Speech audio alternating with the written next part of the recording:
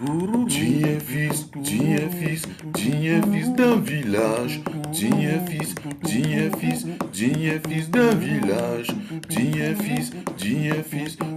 fils d'un village. Digne fils d'un village. Digne fils d'un village. Digne fils d'un village. Digne fils. Mesdemoiselles et messieurs, fidèles téléspectateurs de Bonsoir TV, bonsoir et surtout soyez le bienvenu dans le cadre de cette émission Digne fils d'un village, un programme qui est comme ça diffusé sur les ondes de Bonsoir TV, la web TV, la télévision au cœur de la culture. Fidèles téléspectateurs, cette fois-ci, nous nous sommes déportés du côté de Luxembourg, plus précisément dans la commune de Trois-Vierges. Et surtout, c'est pour rencontrer une digne fille de son village, Duchesse Patricia Ndima Fondjouka. Elle est notre invitée. Bonsoir Ndima Fondjouka. Bonsoir le répliquant. Bonsoir tout le monde, bonsoir. Comment vous allez?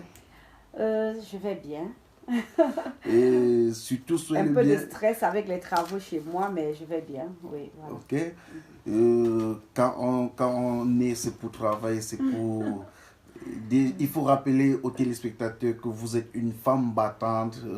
Parfois, quand je regarde ton parcours, je dis, normalement, elle devait être un homme. Il n'y a pas que les hommes qui... Parce que vous avez la force d'un homme. Hein? Non, il n'y a pas que les hommes qui se battent. Hein. Dans la vie, les opportunités sont données à tout le monde. Et chacun devait ressortir le meilleur de lui-même pour en faire quelque chose de positif, quoi. Ressortir le positif qu'il a en lui pour réjaillir, pour faire des choses merveilleuses pour lui-même d'abord, pour commencer, et puis pour les autres par la suite. Donc, Duchesse Patricia, tu sais, depuis le passage de l'intronisation d'une reine Bansois dans la diaspora, plus précisément ici au Luxembourg, dans la commune de Trois-Vierges, donc depuis ce passage sur les ondes de Bonsoir TV, beaucoup de Camerounais, plus précisément de la communauté Bansois, de la communauté Bamongum Bamenjou, nous ont envoyé des messages pour savoir pourquoi est-ce que vous n'avez pas encore eu à faire une interview avec Bonsoir TV. Bon, c'est à vous de répondre. Non, tout simplement, c'est le temps. On court beaucoup. Et puis, je vais dire, l'Europe n'est pas... C'est pas si près. Que ce soit en Afrique ou ici, les distances ne nous sont pas favorables avec l'emploi du temps. Tu vois? Parfois, je peux avoir le temps, mais si je suis à 300 km de toi et que tu n'as pas le temps, c'est difficile. Et que Bonsoir TV, bien le promoteur de Bonsoir TV n'a pas le temps, ce sera très, très difficile. Donc ici, nos emplois de temps se sont rejoints et c'est pour ça que nous sommes là, non? Oui. Et il y a... Je rassure tout le monde que, voilà, quand on veut, on peut. Ndima Fondjouka, un de nos téléspectateurs nous a posé la question à savoir qui est vraiment Duchesse Patricia ou encore Ndima Fondjouka. Ah, c'est bien vaste hein, comme question, mais comme ça, je dirais tout simplement que je suis... qui je suis comme tout le monde, je suis un être vivant, une femme, grandie comme petite fille, je suis née à Yaoundé, Oui. où j'ai passé toute mon enfance, à Emombo. Et quand j'y pense même d'ailleurs, je me rends compte que je n'ai jamais déménagé parce que je suis née en Kondongo, j'ai grandi à Emombo, je suis née au dispensaire de Kondongo. Hein. Oui, à Yaoundé. À Yaoundé, j'ai grandi à Emombo. Là où j'ai passé toute mon enfance, toute ma jeunesse. Et voilà, j'ai eu à déménager juste quand j'étais déjà bien plus grande pour aller à Douala. Mais là, je n'avais pas déménagé, j'ai voyagé. Oui. J'ai fait 3 ans à Douala. Après, je suis revenue pour faire mes valises et revenir ici à Trois-Vierges, où je suis installée depuis 2000. Donc, je suis partie du Cameroun pour Trois-Vierges, pour le petit village Trois-Vierges. Waouh! Depuis les années 2000. C'est super 2000. magnifique. Donc, vous avez déjà fait 21 ans sur le territoire luxembourgeois. Oui, oui, je peux le dire. C'est super, magnifique. Et dites-nous un peu, comment était votre enfance?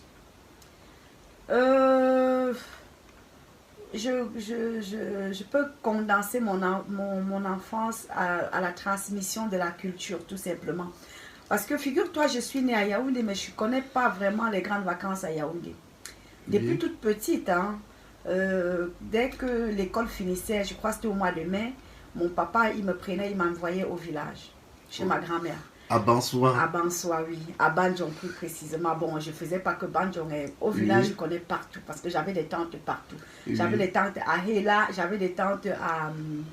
comment je veux dire, à Nkwoso, j'avais des tantes à Banéran, j'avais des tantes partout. Donc, on allait partout.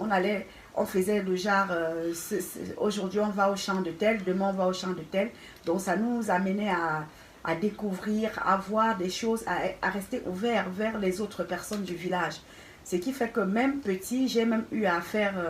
je peux dire que je connais plus le village que Yaoundé en fait. Parce Oui. que je me suis plus amusée. Yaoundé, c'était vraiment pour l'école. Et puis le village, c'était là où j'ai vraiment... je me suis amusée. J'ai fait le MUD qui était une petite association comme ça pour les enfants du village qui accompagnait des gens dans le deuil. On allait au deuil, Oui. on chantait, on dansait, on recevait aussi. Donc, je t'ai vu dans les mêmes conditions que les enfants du village. C'est-à-dire quand on allait à un deuil, si on nous donnait un top, une bouteille de top, une bouteille de jus, on se les partageait, à chacun goûtait un tout petit peu, Si on donnait un morceau de poisson, on se les partageait en filet à tout le monde, donc par tout le monde, par nous tous. Donc je veux dire, j'ai plus eu la joie de vivre au village qu'à Yaoundé, parce que Yaoundé c'était vraiment que l'école. Voilà. Comme pour dire que vous avez eu une enfance très très joyeuse. Oui, très, très. Je me suis amusée. Comme je connais l'eau, je connais les glissades. Je connais aller à la source avec une, je sais pas, avec soit une cuvette, soit je sais pour... Parfois, il m'arrive ici avec les jeunes avec lesquels je travaille, de me mettre un truc sur la tête en équilibre et on me dit, waouh, waouh, les gens se demandent, mais ça sort d'où? Comment tu peux faire ça? Ou alors mettre une bouteille sur la tête en équilibre. Mais ça, j'ai reçu de mon enfance. Parce que nous, on devait porter sur la tête. Quand on allait au champ, on devait tout porter sur la tête. Tu allais puiser l'eau, tu devais tout porter. Et puis après, je veux dire, vers les années 90, les pousse-pousse sont arrivés. Oui. On ne portait plus, on poussait. Et maintenant, c'est des mototaxis qui ont entraîné beaucoup de fainéantistes chez les enfants du village. Ils n'ont plus la force. Hein. Comme à votre époque. Non, à notre époque, on devait tout porter, on devait tout faire par nous-mêmes, par nos forces naturelles. On devait aller au champ, casser tout le maïs et puis le transporter à la maison. Et parfois, c'était des kilomètres, des kilomètres. Hein. On partait à Bakassa, dans un champ au fond de Bakassa, casser le maïs pour aller à Anjula. On devait marcher à pied. Je ne vous dis pas, c'était quelque chose. Et c'était magnifique. Au jour d'aujourd'hui, c'était magnifique, mais à l'époque, au jour d'aujourd'hui, avec le regard que j'ai, je me dis, quelle enfance j'ai eu. J'ai eu une enfance très joyeuse. Mais à l'époque, c'était difficile parce que parfois, on devait le faire dans la pluie, dans des conditions pas possibles, des conditions météorologiques pas possibles. La pluie, la grêle, et puis parfois en plein soleil et tout. Mais quand je vois les conditions dans lesquelles je dois travailler ici en Europe, pour le moment, je me dis, j'ai été gâtée. Hein.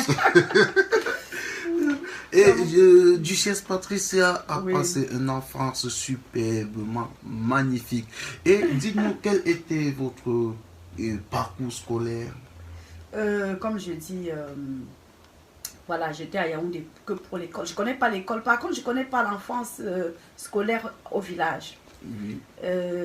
J'étais à Yaoundé uniquement pour l'école. J'ai fréquenté à l'école, je ne connais pas la maternelle, hein, je n'ai pas fait la maternelle, c'était pas de notre époque, la maternelle est venue bien plus tard. Donc j'étais à l'école publique de Kondengui, où j'ai fait de la Siloku moins 2, d'ailleurs avec mes grandes soeurs et mes grands frères, Monsieur Tekam Augustin, maman Hélène Fonkou, je vous salue parce que je vous voyais, hein, je voyais comment les prisonniers allaient les enseigner, on les passait au tunnel, on les fessait. Quoique je suis contre le fouet pour le moment. Hein. Bon, à l'époque, comme j'ai dit, ça aidait beaucoup parce que voilà, les parents n'avaient pas d'autre méthode que le fouet Oui. pour éduquer les enfants.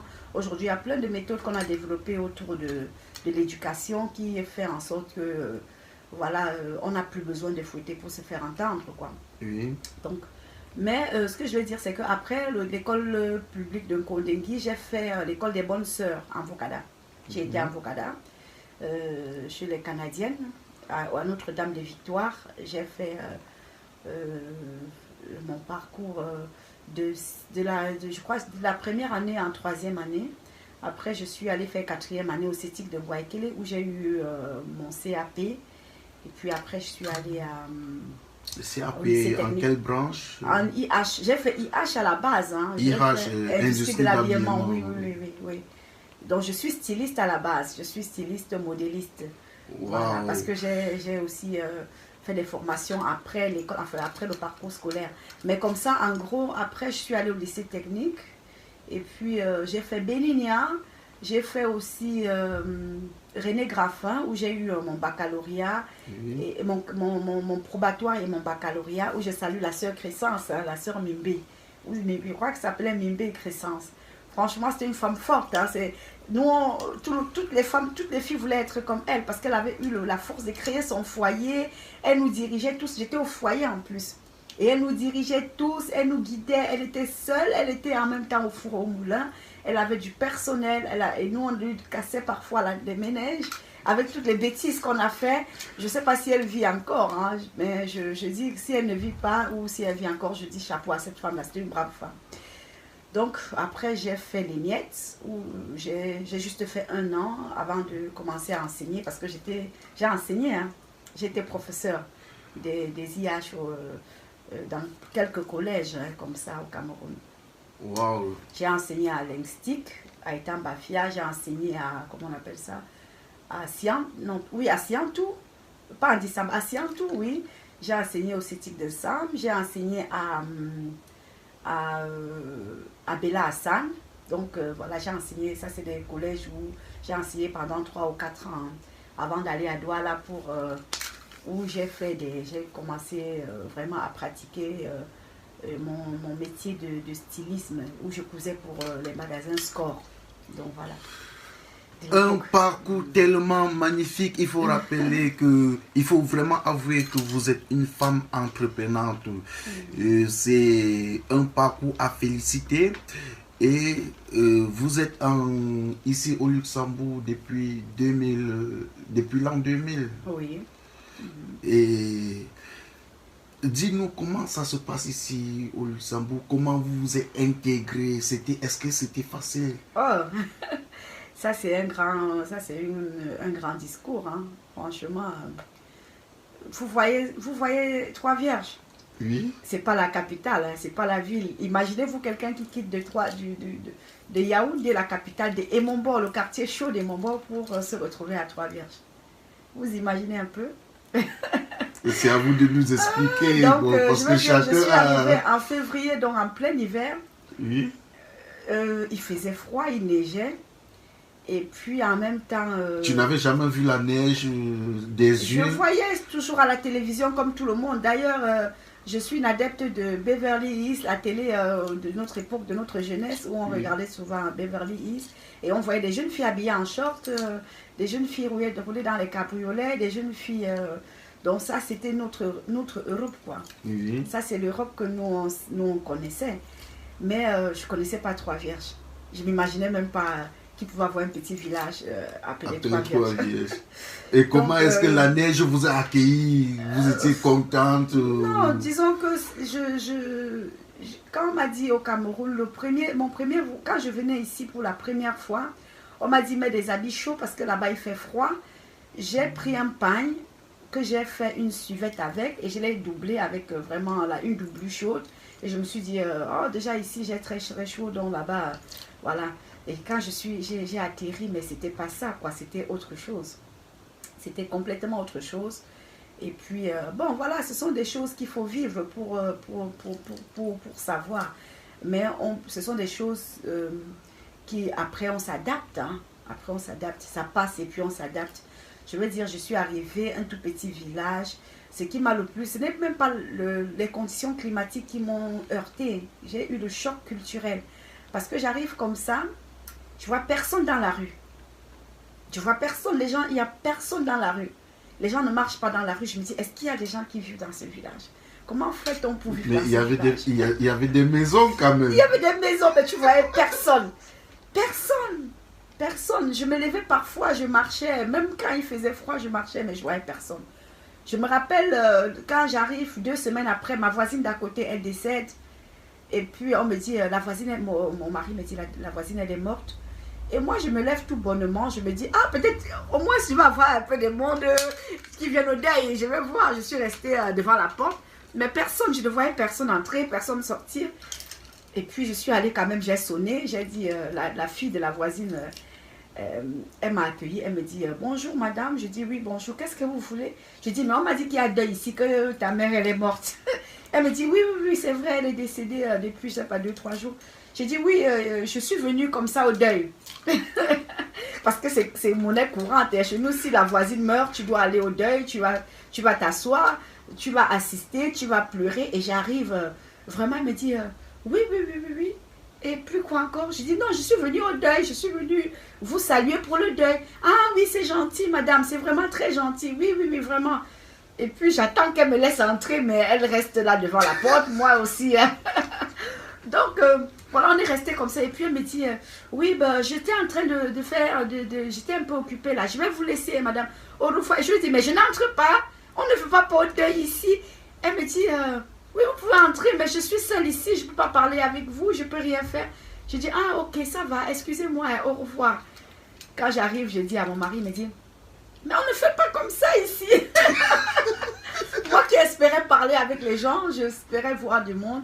Mais quand même, ce que je veux dire, les gens, ce que j'ai remarqué, quelques jours après aussi, peut-être 1 ou 2 semaines, j'ai commencé à fréquenter les cafés, dont les gens se rencontraient plus dans les cafés le soir. C'est dans les cafés que les gens de ce village m'ont accueilli, et chaleureusement, très bien accueilli même. Et puis, chacun à son niveau essayait de voir comment on pouvait faire pour m'intégrer, mais ce n'était pas ça. Hein. Parce que ici, si tu veux, il y a des gens qui ne savent pas chercher du travail. Ici, parfois, c'est automatique. Tu grandis ici, tu fais l'école. Après, tu vois une annonce passer. Tu réponds à l'annonce. Tu reçois ou tu ne reçois pas le travail. Mais c'est comme ça le cheminement du travail. Ou alors, tu écris à l'administration. Ou alors, tu écris. Et si tu es capable, on te prend. Tu n'es pas capable, on ne te prend pas. Donc, c'est un peu comme ça que ça se passe ici pour trouver du travail. Or, je n'avais personne pour m'aider, je ne connaissais pas d'Africains, je ne connaissais pas de Camerounais, c'était très très dur. Ici dans ce village, la plupart des gens que je voyais de la peau noire, c'était des Capverdiens. Je me suis heurtée vraiment à la recherche de l'emploi, à plusieurs niveaux, je me suis heurtée au choc socio-culturel. Comment faire pour m'en sortir? Qu'est-ce que je peux faire comment rencontrer des gens? Comment entrer en contact avec des gens?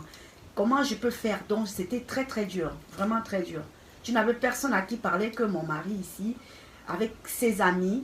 J'ai invité plusieurs fois ses amis. Mon mari me dit, non, non, non, non, on n'invite pas les gens ici. Hein. Chacun est seul chez lui. Hein. On va aller au café, on va se voir là-bas. Donc, on ne pouvait voir des gens qu'au café. Par contre, il y en a qui nous ont quand même invités chez eux. Où moi, j'étais vraiment contente d'y aller. Mais au moment où j'ai voulu les inviter ici, c'était mon mari, lui, ne connaissait pas ça. Il me disait tout le temps, non, ils vont être fâchés, ils ne vont pas accepter. Je dis, mais ils sont fâchés, mais nous, on va là-bas. Bon, disons que c'est une autre culture et une autre mentalité. Et puis, mon mari est quelqu'un quand même d'assez introverti. Il ne va pas facilement vers les gens. Donc, ça a encore été plus difficile pour moi, quoi. Mais après, je vais dire, ce qui a favorisé le contact humain chez moi, je prenais le train comme ça, comme je ne travaillais pas, je ne savais pas quoi faire, où aller. Je sortais de chez moi, je prenais le train pour me balader toute la journée. Je descendais à chaque gare. Donc, je prenais le train ici à Trois-Vierges, je descendais à la prochaine gare. Dans le sens pour aller à Luxembourgville, j'ai fait toutes les gares, toutes les villes pour parler avec les gens, pour rencontrer. Et puis, je faisais aussi de l'autre sens pour aller à Liège, pour aller du côté de la Belgique à Liège. Donc, je m'arrêtais partout pour voir comment vivent les gens, pour voir comment font les gens, pour m'adapter aussi un peu. Et puis je parlais et c'est comme ça que quelqu'un m'a dit, si tu veux connaître comment ça fonctionne, va déjà à la commune, tu demandes des associations qui sont installées dans la commune et puis tu commences à participer aux associations. C'est comme ça que tu vas faire pour connaître des gens. Et c'est comme ça que j'ai commencé à participer dans des associations communales. Et puis dans ces associations, j'ai rencontré des instituteurs qui m'ont tendu la main, où j'ai fait des cours de cuisine. J'ai commencé à faire les cours de cuisine ici à la commune. Et voilà, petit à petit, je me suis ouvert. Et puis certains m'ont dit, oui, qu'est-ce que tu as fait? Quel était ton parcours? Je les ai expliqué mon parcours. Et puis c'est comme ça qu'on m'a dit, mais tu peux retourner à l'école, tu peux faire ça. On m'a donné des petits tuyaux. Hein. Je suis retournée à l'école. Au départ, je voulais continuer dans mon truc, ma voie de styliste, modéliste. Mais comme dans ce village-ci, il fallait regarder les besoins. Quels sont les besoins de cet environnement? Les besoins étaient plus dans le travail social. Et puis c'est comme ça que j'ai fait, je suis allée à l'école, j'ai fait des cours. Je suis retournée à l'université, dans une haute école où j'ai fait un autre cursus scolaire. Et j'ai eu ma licence. Et voilà, j'ai demandé le travail. Comme tout le monde, j'ai déposé ma candidature. J'ai d'abord travaillé avec les personnes autistes. Et puis voilà. Et puis je m'y plais bien. Hein. Waouh! L'intégration n'a pas été facile parce que... Pas du tout. Non, j'imagine. Et là... pas du tout. Socio-professionnel toujours. Pas culturel. Là. Je parle que du plan socio-culturel. Là, je comprends, ça n'a pas du tout été facile. Et aujourd'hui, vous êtes à l'aise, vous êtes bien installé ici au Luxembourg. Qu'est-ce que tu crois? Après 20 ans ou 21 ans, on ne peut être que... Si je n'étais pas bien, je ne serais plus ici en fait. Si je n'étais même pas bien ici à Trois-Vierges, je ne serais plus ici. Waouh, c'est magnifique. Si je n'étais pas bien ici à Trois-Vierges, je ne serais pas ici. Si je n'étais pas bien ici au Luxembourg, j'aurais déménagé. Je serais partie tout simplement. Donc je ne me plains pas. Quand on se plaint, on cherche comment faire pour s'en sortir. Et c'est différent de l'enseignement que vous avez eu à faire au Cameroun ou... Au Cameroun, j'ai fait IH. Hein. Oui. Et ici, parce que vous étiez aussi professeur dans des collèges. Oui.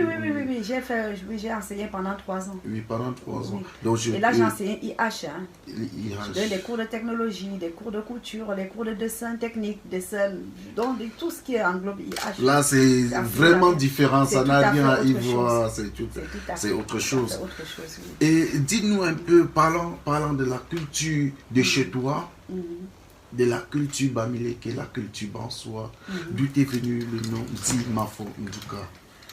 Ben, je le dis comme je l'ai redit dans l'émission dont tu m'évoquais tout à l'heure là. Oui. Je suis tout simplement héritière du nom Ndoka. Oui. Je suis tout simplement héritière de ce nom-là. Oui. Et puis de ce titre-là, je peux dire aussi. Oui. Parce que ma grand-mère, elle était une noble femme de Bandung. Oui. Et elle était, voilà, j'ai été intronisée, j'ai lavé ça, comment je vais dire, j'ai succédé en 83, je crois que j'avais plus ou moins 6-7 ans, oui, en 1983, j'ai succédé à ma grand-mère quand elle est décédée, et puis il fallait être prête pour aller faire les rites, de l'intronisation, effectivement, que je l'ai fait en 2013, je crois, 2012 ou 2013. Que je suis repartie pour faire au village et où j'ai encore eu une fois de plus l'aноblissement de mes 2 chefs, donc le chef Bassosa et le chef Bandonchula où je suis issue, dont je suis issue. Donc voilà, tout simplement. Donc j'ai fait les rites de lavage de chaises, dont j'ai remplacé effectivement ma grand-mère dans sa réunion de noblesse, dont elle a créé aussi, elle fait partie des membres fondatrices de cette association de noblesse-là. Donc, qui est le Messo, quoi. Donc, j'ai tout simplement fait les rites et puis fait la cérémonie d'anoblissement, de l'intronisation dans cette fratrie des Messo de Bandung, quoi. Donc, oui, fidèles téléspectateurs, parlant de son titre Nzimafo Nduka, je vous invite à regarder un extrait de son intronisation du côté de Bansoa et plus précisément au quartier Basso Ndjong. Donc, à la chefferie. Au quartier Ndjong, Chula, à la chefferie Ndjong. Dans la case où se tient le Messo, dont la fratrie des femmes nobles de la chefferie Ndjong. Oui, regardez ce reportage et on se retrouve juste après.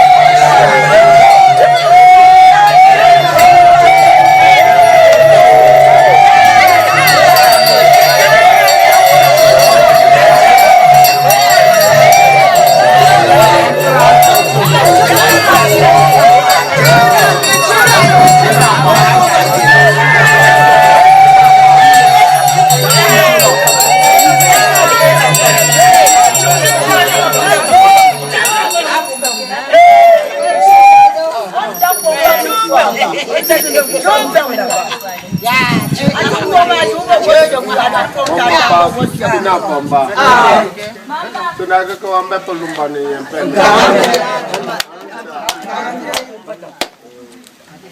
Tunapomba. Da shume simba. Da shume simba. Bishe wa ma yen no sono. Ala ko ye ko ke la lik bulu fa no bombo. Bishe ata. Fa chara hatere nti wo. Ora kachi.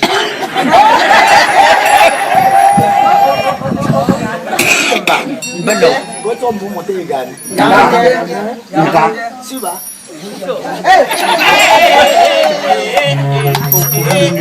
Foi to ganga, pa chi chumiembe. Pa chi ma fonto kani.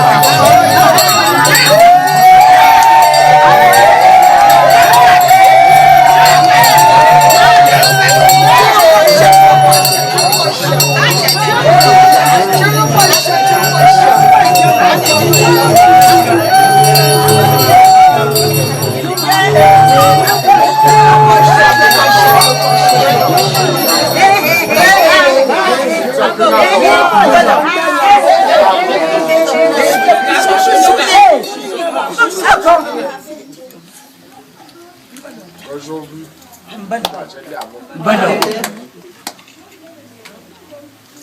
ça m'a dit, madame, les garçons, bien, moi. Ça me sonne le dessus, même les gars, moi, vous avez été à son.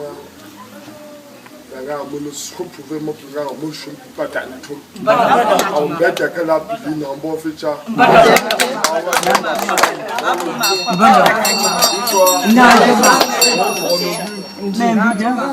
Et puis, il y a un peu jaune en bas.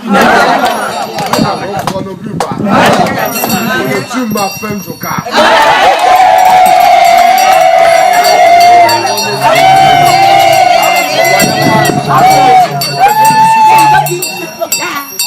This is a carnival. Bonjour, carnival. Aventia, Amaji, Baitana. Mon chacun pite à Bichou.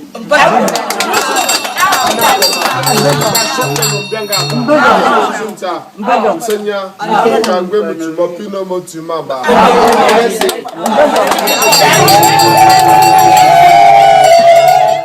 Fidèles téléspectateurs, nous sommes de retour sur notre plateau et avec notre invité Nzima Fondjouka, duchesse Patricia de Luxembourg.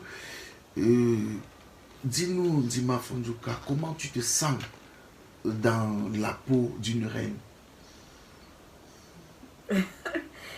Comment tu te sens quand on t'appelle reine? Comment tu te sens? Je ne sais pas si je me suis déjà vraiment mis dans la peau d'une reine parce que avant cet anoblissement-là au Luxembourg, à Bansoa, Chefferie et ici au Luxembourg, on m'appelait déjà duchesse, que j'aime affectueusement. J'étais déjà duchesse, si vous voyez. Je me rappelle quand je me suis inscrite sur Facebook en 2006, en 2007, fin 2007, début 2008, j'ai tapé sur Facebook comme ça pour chercher s'il y avait quelqu'un qui s'appelait duchesse. Mais il n'y avait personne qui s'appelait duchesse. Oui. Et là, je me suis dit, duchesse Patricia, vu qu'on m'appelait déjà duchesse Patricia par mes soeurs, pas mes soeurs, mes soeurs que je salue affectueusement, qui sont du côté de l'Allemagne et de la Belgique. Donc, je salue aussi Tata Gisèle, gros bisous à toi, de Liège. Et voilà, donc, elle m'appelait déjà comme ça, duchesse. Et puis, moi, j'aimais bien, je me sentais bien avec ce nom-là. Et puis, c'est comme ça que je me suis inscrite sur Facebook avec. Et c'est comme ça que tout le monde a commencé à m'appeler duchesse. Et puis, en fait, j'explique un peu d'où est venu le nom duchesse plutôt. Duchesse, c'est parce que quand je suis arrivée ici, je connaissais, comme je vous ai expliqué tout à l'heure, je ne connaissais pas grand monde. Le peu de monde que je connaissais, c'était ma famille. Donc, mes cousines qui venaient de l'Allemagne, celles qui venaient de la France et de la Belgique. Et entre nous, comme ça, on faisait des petites soirées où on rigolait. Et puis, on appelait, celle de la France, par exemple, on l'appelait présidente, parce qu'en France, c'est une présidente. Oui. Celle de l'Allemagne, on l'appelait la chancelière, parce qu'en Allemagne, c'est un chancelier qui était à l'époque. Et puis celle de la Belgique, on l'appelait la reine, parce que c'était les rois et les reines en Belgique. Et puis aussi au Luxembourg, on m'appelait duchesse, parce que c'était le grand-duc. Et puis c'était le duc et la duchesse qui gouvernaient ici au Luxembourg. Et puis voilà, c'est comme ça que j'ai pris ce nom. Et ça m'a plu. Et puis l'anoblissement est venu après. Donc je veux dire, je ne me suis jamais vraiment adaptée. Parfois, ça me gêne quand ce sont mes pères, les papas et les mamans qui m'appellent comme ça, parce que c'est une petite gêne. Quand je les appelle papa, ils m'appellent Mafo, ou bien ils m'appellent mais c'est un grand titre, c'est un grand titre honorifique. Je sais, mais je ne sais pas si je m'adapterai un jour, mais bon, c'est toujours gênant comme ça de voir ses papas, ou bien ses mères et ses pères. Quand ça vient d'être plus jeune, vraiment ça ne me dérange pas beaucoup, parce que, bon, moi je suis traditionnelle, hein, je suis pour le respect des adultes. Hein. Oui. Même ici, mes enfants, ils ne peuvent pas appeler des plus âgés par leur prénom. À part du côté de leur papa, où là-bas c'est normal. Même les sœurs et les frères de mon mari, ce sont des tatas. Hein. Tata André, tata Patrice, tonton tel, c'est comme ça, c'est pas autrement. Oui. Donc, je suis vraiment pour le respect et que chaque personne ait sa place. Donc, si c'est un plus jeune ou bien un enfant que j'ai accouché ou que je pourrais accoucher qui m'appelle comme ça ne me dérange pas. Mais ça me gêne toujours quand c'est les papas, mes pères, mes mères, Qui mes grands dire... frères que j'appelle tata, tonton ou alors... et je veux dire aussi quelque chose, papa ou maman, ce n'est pas toujours parce que c'est ton père ou bien c'est pas toujours parce qu'il te dépasse. Oui, oui. Parce que même mon petit frère que j'ai perdu il y a quelques années, je l'appelais papa. Oui. Pourquoi? Parce que c'est le successeur de mon père. Et papa, ça peut aussi être un titre très honorifique. Il faut faire très attention. Oui. Oui. Moi, j'ai par exemple le papa Zito, que j'appelle affectueusement papa Zito. Ce n'est pas parce que c'est mon père. C'est un de mes grands frères que j'ai vu quand j'étais petite. Mais c'est un père. Papa Tekam, ce sont mes grands frères. Tu vois? Mais je les appelle papa par symbole. Parce que c'est le symbole de nos... Ce sont des gens qui nous ont éduqués. Parfois, tu voulais faire des bêtises et tu les voyais en face de toi. Tu avais peur de faire des bêtises. Donc, c'était le symbole de... Après notre père, c'était le petit père. Donc, un père qui pouvait avoir de l'influence sur notre éducation. Donc, ce n'est pas parce que c'est notre père ou bien c'est quelqu'un qui peut nous accoucher, mais c'est non seulement une marque de respect, mais c'est un très grand symbole que nous donnons à nos pères. Donc, moi, Dima Fendjoka, pour moi, c'est un symbole, tout simplement. Oui. Aussi, c'est un grand titre honorifique. Je salue d'ailleurs mon homologue, Dima Fendjoka de Yaoundé. Vraiment, c'est une femme très forte. Et parfois, j'aimerais aussi vraiment la être comme elle. C'est une femme dynamique, forte, ambitieuse. Je te salue. Dima Fendjoka de Yaoundé. Dima Fendjoka Joséphine. Dima Fendjoka. Tu sais le nom. Et tous les autres Dima Fendjoka. Je vous salue, tous les mafos, tous les mafeux. Ça dépend. Tu sais que ça change aussi. Hein? Oui. Chez nous, c'est les mafeux ou mafos. Mais ailleurs, il y a les mafos, les menveux. Donc, ça change. D'un village bamileke à l'autre, le titre change. Voilà. Tu sais, le nom Djouka, c'est un nom, je ne sais pas comment t'expliquer. Je ne sais pas comment t'expliquer. En bref, ma maman, elle s'appelle Djouka Mate. Ah bon? Oui. Ah, ben les Djouka sont les... Et c'est une femme très forte. N'est-ce pas? Oui. Ah, si tu le dis. C'est une femme je très salue très aussi forte. ta maman. Hein. Franchement, je salue mon homologue du côté de Banswa chez Ferry là-bas. De Bawassa. Elle s'appelle Djouka Je te Mate. salue, maman Marthe. Donc, c'est un nom à respecter, c'est un grand titre honorifique. Magazine. Du magazine du Chef Afromag. Avant de parler du magazine du Chef Afromag, je parlerai aussi de mon association Ensemble pour la Bacri du Cœur. Bon, de notre association, parce que je ne suis pas la seule, avec Yvette Zé. Ma soeur Yvette Zé, on a créé une association Ensemble pour la Bacri du Cœur, où on fait beaucoup au Cameroun, comme ici. Avec cette association. C'est avec cette association-là qu'on a, par exemple, fait nos soirées ici qui s'appelaient les soirées Samba à l'époque, ou alors les soirées Africa, ou alors toutes nos soirées qu'on fait, les réveillons Africa, les réveillons des anges. On a beaucoup fait. Cette association-là nous a vraiment propulsés. C'est avec cette association Ensemble pour la Bacri du Cœur que nous, on s'est fait connaître, Yvette et moi. Et puis, voilà, c'est avec aussi cette association que j'ai fondé vraiment beaucoup de choses que j'ai fait dans l'aspect culturel. J'ai fondé beaucoup de petites molécules comme ça autour de cette association Ensemble pour là-bas, au niveau du Luxembourg comme au niveau du Cameroun, quoi. Oui. Au Cameroun, avec cette association, on fait des colonies de vacances, on aide les personnes malades et handicapées et alitées surtout. Oui. Ça a commencé comment? Comment j'ai fait pour créer cette association? J'ai un ami que j'avais laissé au Cameroun à l'époque, avec qui il me soutenait beaucoup quand j'avais mon entreprise, quand je faisais quand j'avais démissionné de l'enseignement pour me mettre à mon propre compte. Oui. Et puis ce jeune homme-là m'aidait beaucoup, pas financièrement, pardon, il m'aidait, donc il portait même mes finances. C'est pas facile de voir quelqu'un, un jeune à qui tu donnes 8 millions d'aller verser à la banque et qui va te verser ça sans difficulté. Donc le gars allait me faire les versements, il allait les chercher. C'était quelqu'un de très honnête. Et puis quand je suis arrivée ici, quelques années après, il a eu un accident de moto. Je suis allée le rendre visite, il est resté paralysé, handicapé et paralysé. Je suis allée rendre visite au centre handicapé des tout bébés. Et quand je suis arrivée là-bas, j'ai vu la misère totale. Franchement, la misère. Je me rappelle ce jour-là, j'avais 5000 francs sur moi, je lui ai donné. Il a brandi les 5000 en disant à tous ses amis, oh, on a de quoi manger pour 2-3 jours. Vraiment, ils ont fait la fête à cause de 5000 francs. Et c'est là où l'idée m'est venue que, mais tiens, si je donne 5000 francs, parce que j'étais déjà en train de partir. Je l'avais cherché pendant des jours et des jours, je ne savais pas où il était. Et puis, voilà, mes indices m'ont montré qu'il était dans cet hôpital-là. Et je me suis dit, si quelqu'un brandit déjà 5000 francs, tu donnes 5000, il ne garde pas pour lui, mais il partage aux autres. Comment est-ce que, si on crée une petite association, on récolte des petits fonds de gauche à droite, on lui donne peut-être 20 000, 50 000, comment ça va se présenter? Et puis, voilà, c'est comme ça que l'idée vient. Quand le gars me dit, non, les 5 000 que tu nous as donnés, figure-toi qu'on va acheter le riz, on va préparer des jours, on va manger des jours. Nous, quand tu es hospitalisé, au départ, les gens viennent te rendre visite.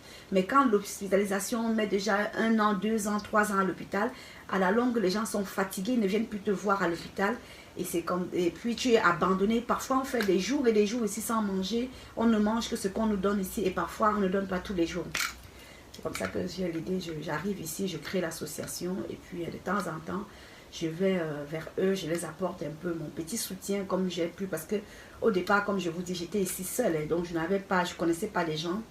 Et puis j'essaie de récolter des petits sous, les 5 € à gauche, les 10 €, et puis faire des petits marchés comme ça pour faire des cours. Je donnais même des cours ici de danse pour récolter l'argent, pour les envoyer et tout ça. Et puis par la suite, on les a renvoyés de l'hôpital parce qu'ils n'avaient pas des moyens pour payer les frais. Et certains se sont retrouvés dans les petits villages, vraiment toujours alités. Jusqu'aujourd'hui où je te parle, il y a beaucoup qui sont alités et nous, on continue de les soutenir. Donc c'est d'où m'est vraiment venue l'idée de venir. Et puis ils sont ignorés par la société, hein. On aide les gens qui sont visibles, qu'on voit. Mais quand quelqu'un est au fond de son lit, et où il n'y a même pas de passage pour arriver jusque chez lui, on ne le voit pas. Il n'a même pas de moyens pour faire appel. Il ne sait même pas où aller, quoi faire. Même si celui qui vit avec lui va dire à l'extérieur que j'ai mon mari ou mon fils ou mon ami qui est couché à la maison, qui est malade, on ne voit pas l'impact. On ne voit pas, on ne sait pas à quel, on ne sait pas jusqu'où peut souffrir, la souffrance de cette personne peut aller. Il faut aller vers eux pour voir leur souffrance. Et c'est comme ça que je connais des malades et des malades et des malades qui sont couchés. Vraiment, il y a je suis allée dans les villages, vers Ngoumou là-bas. Je me rappelle encore où c'est ma voiture qui a créé la route pour arriver chez lui. Je suis arrivée chez ce monsieur-là. Bon, malheureusement, j'ai perdu les images. Ce sont des images qui allaient vraiment vous aider à écouter, à imaginer ce que je dis. On est allé jusque chez lui. C'est ma voiture qui a créé le chemin. Et puis on est arrivé à la maison. On a trouvé un monsieur au fond d'une case qui était déjà presque en train de tomber. Il était couché là avec pour porte un vieux rideau, pour fenêtre un vieux rideau avec du plastique. Et il était là dans sa souffrance. Il gérait au jour le jour. S'il y avait du manioc, il mangeait. S'il y avait quelque chose, il mangeait. Le type voulait juste une béquille. Juste, c'était son rêve, avoir une béquille pour se tenir, pour se lever. Avoir une béquille. Tu t'imagines? Je comprends. Donc, c'est comme ça que nous, on a commencé à aller chercher. Donc, quand il me dit, on a encore chassé tel de l'hôpital, on va vers la personne. On a mis tel dehors, on va vers la personne. Et puis, ça nous a permis de créer des micro-projets autour de ces personnes malades et handicapées. On a créé des call box où des gens, ils pouvaient se coucher sur leur canapé. Les gens venaient appeler, ils recevaient de l'argent, ils rencontraient des gens. Et puis, en plus, ils pouvaient se soigner, s'acheter des médicaments. On a fait des petits, on a fait donc on a vraiment œuvré pour ces gens malades et handicapés. Et puis aujourd'hui, on a intensifié nos activités. On travaille avec des enfants. On essaye de voir un peu ailleurs et puis de voir un peu autour, de voir ce qu'il faut faire.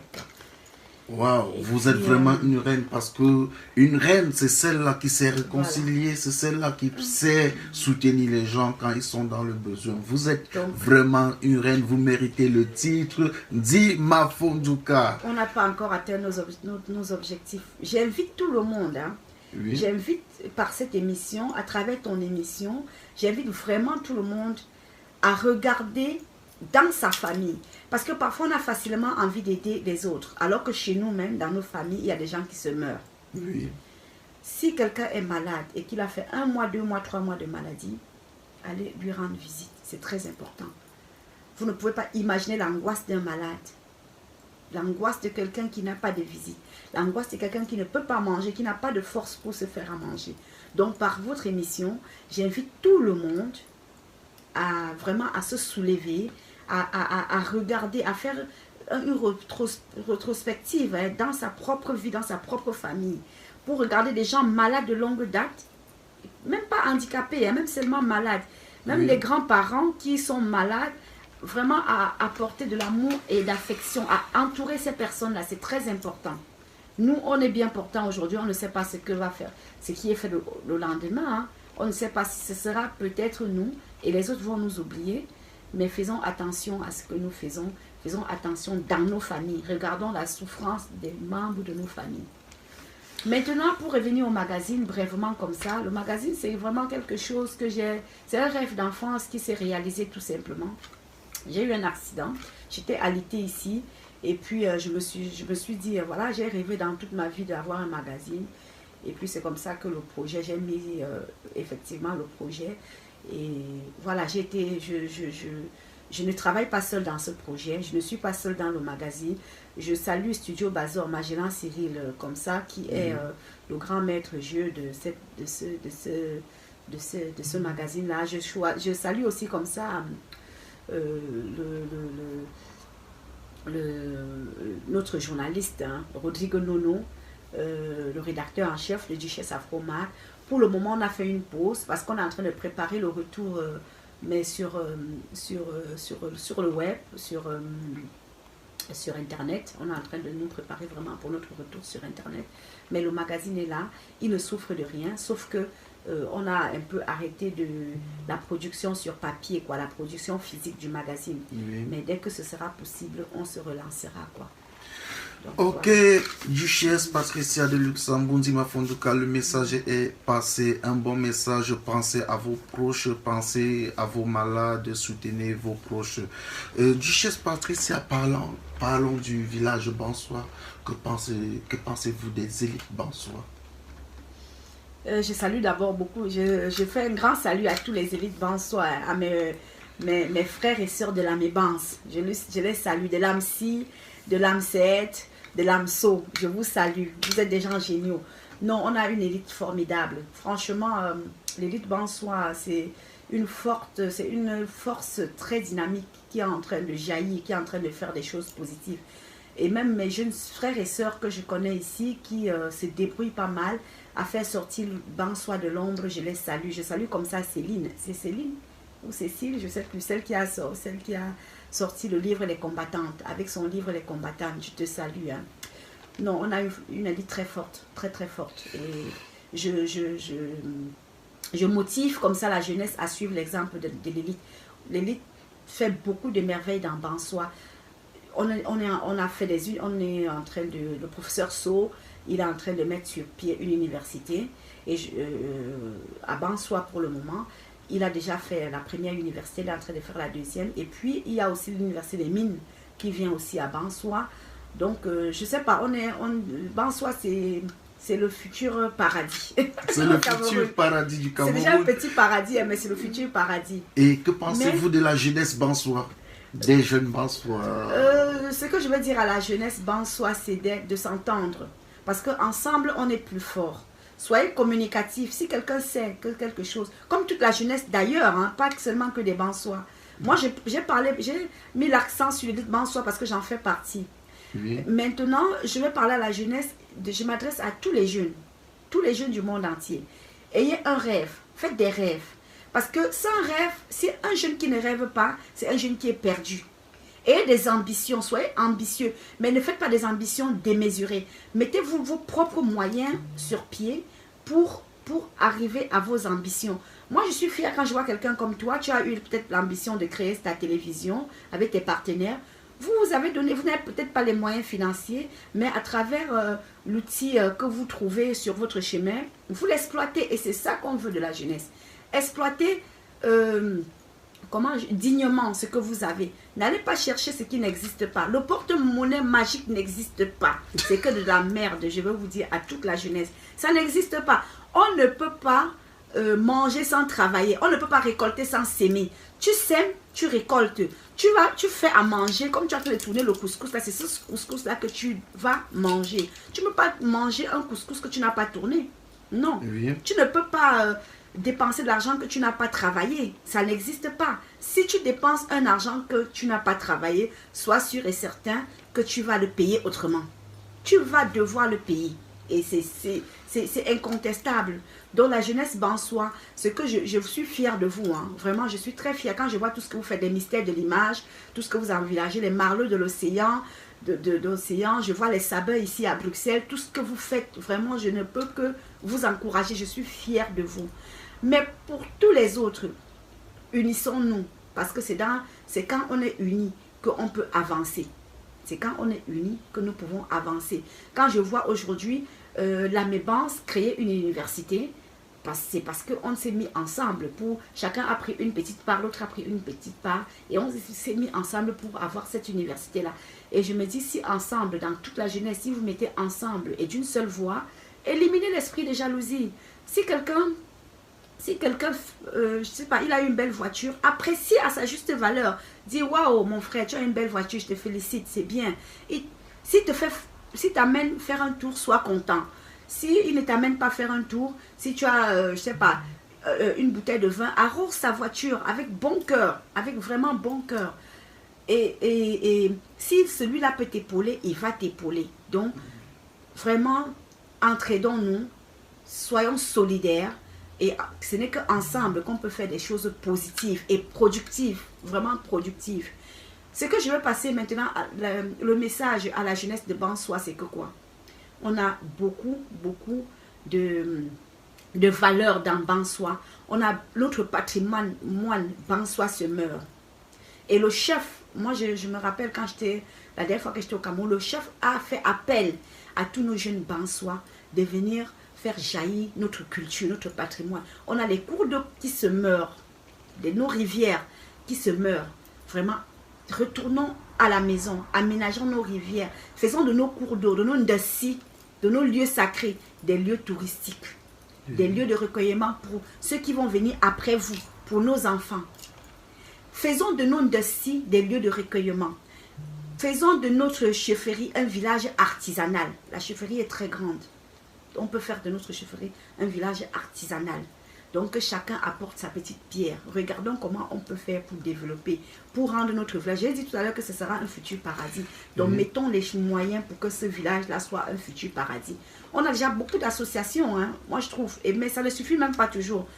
Bansois regorge, chaque jeune Bansois a soit une association, soit un petit entrepreneuriat, soit un petit... Et c'est très bien. Mais retournons au village, valorisons notre village à sa titre valeur. Merci, duchesse Patricia. Bon, maintenant, dis-nous, quel a été ton plus mauvais souvenir? Mauvais souvenir? Oui. J'en ai pas beaucoup parce que je ne garde pas les mauvais souvenirs. Tout ce qui est mauvais, je le balaie de ma vie. Waouh, c'est magnifique, tout ce qui est mauvais. Je garde le positif dans ma vie et j'avance. Et quel est ton plus beau souvenir? Mon plus beau souvenir, c'est d'avoir mes enfants. C'est le jour de mon mariage. Et puis le jour, chaque jour que j'ai accouché, c'était un très beau souvenir pour moi. Et vous êtes aussi tous mes enfants. Merci donc, beaucoup. Je suis fière de vous. Merci infiniment. Que pensez-vous de Bansois TV? Bansois TV, comme j'ai dit tout à l'heure, c'est vraiment la jeunesse jaillissante. C'est une chaîne, je ne connaissais pas. Hein. Honnêtement, je ne connaissais pas que Bansois TV existe. J'ai connu Bansois TV à travers une émission qui parlait de la culture et qui mettait Papa Massanga, notre jeune Papa Massanga, sur la lumière. Et puis j'ai eu comme ça, j'ai regardé comme ça sur des partages, sur des forums de communication. Et puis j'ai vu, j'ai dit, ah, il y a une chaîne qui s'appelle Bonsoir TV. C'est comme ça que je vais découvrir. Et je me rends même compte que j'étais même là-bas dedans. Vous m'avez caché ça. Non, c'est magnifique. Continuez votre boulot. Continuez à valoriser les jeunes filles, les jeunes fils et les jeunes filles du village. Comme ça, Marlo de l'Océan, je te salue. Marlo Sabi, je te salue. de l'Océan, notre correspondant depuis le Cameroun. Je vous salue. Mystère de l'image, notre infographe maison. Oui. Martial Tchello aussi. Hein, Martial Tchello, tout l'équipe technique de Bonsoir TV. Nous avons Marlo d'Océan, Mystère de l'image, Repliquant Mano Sabi. Et nous avons beaucoup de projets. Tenez-vous, continuez à nous faire confiance, vous ne serez jamais déçus. Duchesse Patricia, nous tendons déjà vers la fin de cette émission. Saluez quelques personnes que vous aimez tant. Bah, je ne sais pas, ils sont nombreux. J'aime tout le monde. Je ne peux pas commencer à citer. Si je commence à citer, je ne m'en sortirai pas. Mais comme ça, je vais faire des big up à des communautés. Quand je parle des communautés, c'est des groupes de personnes qui œuvrent ensemble. Je vais faire big up comme ça à Peuple Bansois de Facebook. Oui. Peuple Bansois, parce qu'il nous émerveille tout le temps. Oui. Je vous fais un big up. Je fais big up comme ça à Bansois TV aussi. Merci. Et je vous dis un très grand merci aussi. Toute l'équipe de Bonsoir TV passe par ma modeste voix pour te dire merci. J'ai fait un big up comme ça, communauté Bonsoir mondiale pour tous. C'est comme ça, Bonsoir pour tous, oui. Communauté Bonsoir pour tous. Oui. J'ai fait un big up comme ça à communauté Bonsoir mondiale, oui, du groupe WhatsApp. Oui. J'ai fait un big up comme ça à Pelassa, groupe Bonsoir de comment je vais dire, WhatsApp. De WhatsApp. Oui. Du groupe WhatsApp. J'ai fait un big up comme ça aussi à Pelassa de Bruxelles, de l'association Benelux, oui, association Pelassa du Benelux. Et puis je vais finir par faire un big up à tous les membres de mon propre groupe qui est Bonsoir New Generation. Oui. Et je vous fais un big up à Congrès International Bonsoir, le groupe sur WhatsApp, je vous fais un big up. Oui. Et à toutes les communautés, tous les groupements qui œuvrent tous les jours pour nous faire rigoler, pour faire évoluer notre village, pour faire briller notre patrimoine, pour faire briller les êtres humains qui vivent chez nous. Et comme ça, le Cameroun, c'est le Cameroun, un groupe que j'ai vu créer, qui a été né devant moi, parce que je peux dire, je suis la doyenne de Facebook, hein. Attention, hein. Je suis les premiers adeptes de Facebook en 87, hein, que j'étais déjà dans Facebook. Et dis-moi, Fondjouka, voici donc la dernière question. Que pensez-vous des artistes, musiciens, comédiens, Bonsoir? Oh là là, je suis bloquée là. Je suis bloquée parce qu'ils sont tellement nombreux. Je n'ai pas envie de citer les noms. Mais je n'ai vraiment pas envie de citer les noms. Je vais juste dire, si ils travaillent très bien, je vais juste dire vraiment mes hommages et puis mes sincères condoléances à la famille de J.C. Kambowo, oui, qui nous a émerveillés aussi, qui nous a appris par ses chansons on pouvait avoir un très beau patrimoine culturel. Oui. Et puis je vais faire aussi un big up au grand Kingo de Foix aussi, qui nous a aussi appris, qui est notre monument de la musique pour le moment. Oui. Et puis à tous les autres, hein, au Repliquant Mano Sabi. Merci. Marlo de l'Océan, Sublime Fossi, oui, Marie Kezi, Reloki Makan. Vous êtes nombreux, vraiment. Excusez-moi si je ne vous appelle pas, mais vous êtes nombreux. Vous nous mettez du baume au cœur tous les jours. Je ne pense que du bien de vous. Et je pense vraiment qu'ensemble, on ira de l'avant. On a beaucoup à faire, hein, parce que moi, j'ai œuvré dans la culture. Mon association Ensemble pour la BAM m'a amené à être promotrice culturelle internationale.